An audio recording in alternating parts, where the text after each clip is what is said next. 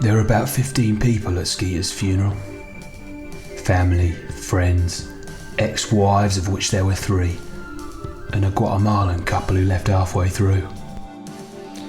Good morning. Now, I'm not much for making speeches, but I did want to say something in honor of Skeeter, my brother.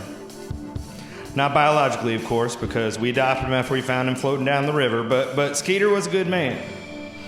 He was a veteran, he was a member of George Bush Sr.'s security team, and he was a master of the art of massage.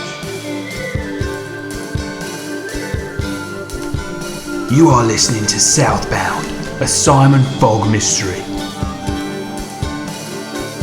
Produced by Jake Erwin and written by Billy Francis. Episode 3, Skeeter's Sendoff.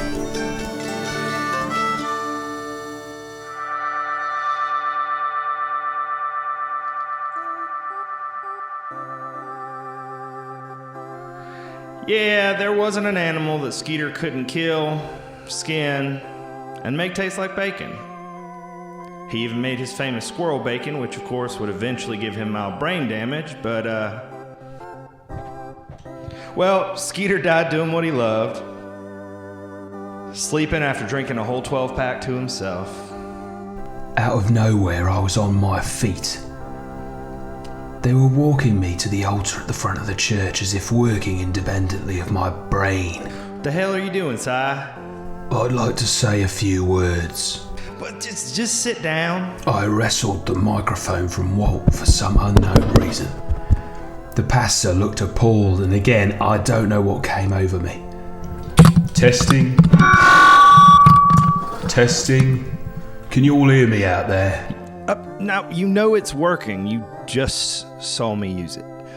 You are such a dumbass. Hello. Many of you may not know me. Truthfully, I've only been in town a few days, but I had the pleasure of meeting Skeeter.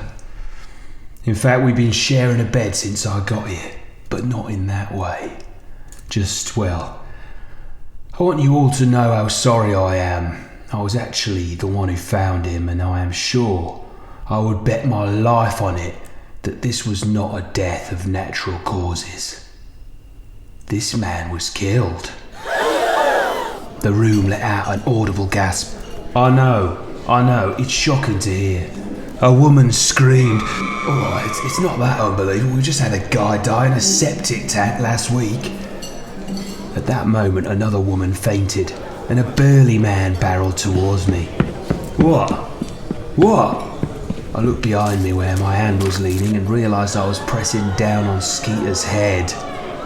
Oh, sorry about that. Anyway, if anybody knows who would be targeting Holt and his family, please come and see me. I'll be staying with the family until I find out what's going on, because this man was a veteran. I was ushered out of the church by the burly man. I tried again to pull on their heartstrings the only way I knew how to in America. This man was a veteran. This man, he was a veteran in the army or navy or something.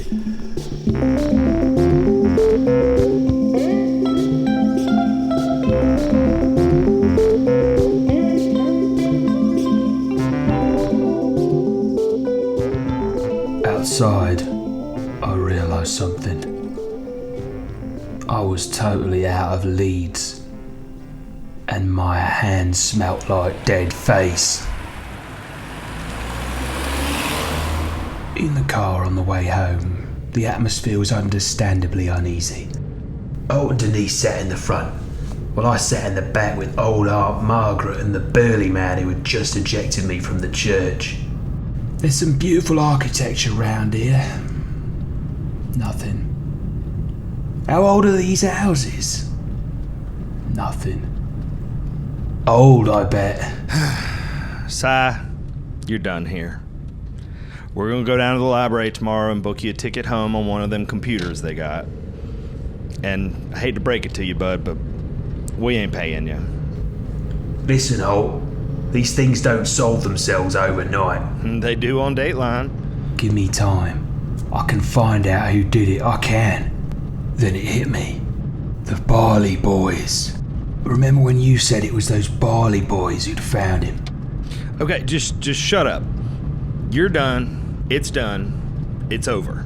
Just drop me at the watering hole, alright? Okay. But you better find your own way home. I looked to my right, and the burly man was standing next to me. I felt good next to him, little and large. This could be the start of my first friendship in this place. I swung the door of the bar open, and with that the burly man walked over the other side and ignored me. Hey, it's the guy who didn't pay. I was chasing somebody. See, I'm a detective, right? And sometimes we gotta leave bars without paying. It's just part of the remit. That don't impress me much. I'm not trying to impress you. I'm just looking for some answers. You won't find no answers at the bottom of a whiskey glass. Well, that's lucky, because I don't drink whiskey. I'll take an organic kombucha, cherry flavoured. You can have a beer flavored. I'll take it.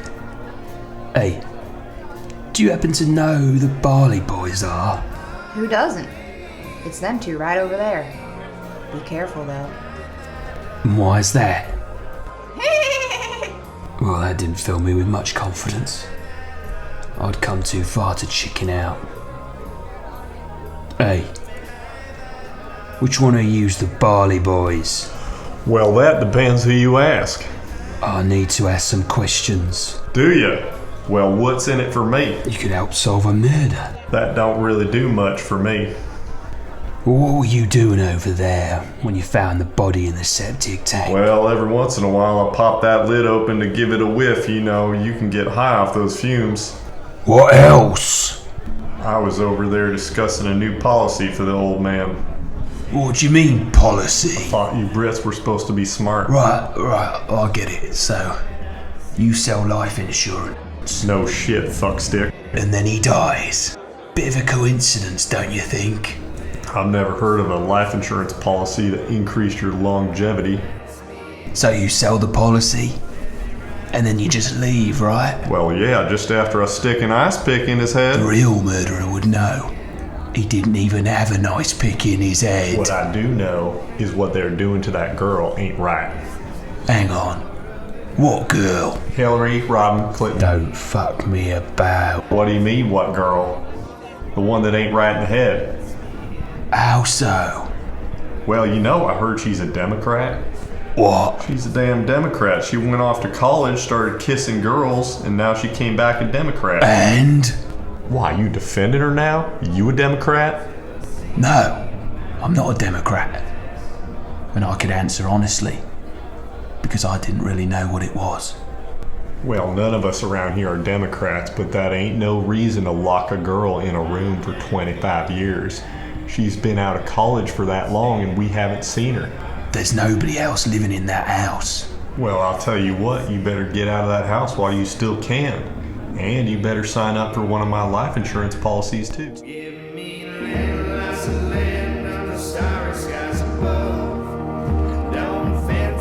2 hours later, and I was finally out of that bar with a very interesting policy that guaranteed my next of kin $25,000 if anything was to happen to me. I hitchhiked home, didn't have much luck. All the facts were spinning round my head. Holt bought life insurance out onto Niece's father's life. Then he ends up dead in a septic tank. They had a daughter living in the house. Why would they call me if they did it? It didn't make no sense. Suddenly, mud splashed up my side and a car roared past. It came to a screeching halt in front of me. Need a ride? Who are you? The name's Sally Jesse Raphael. I got in the car. It smelled like honey and roses.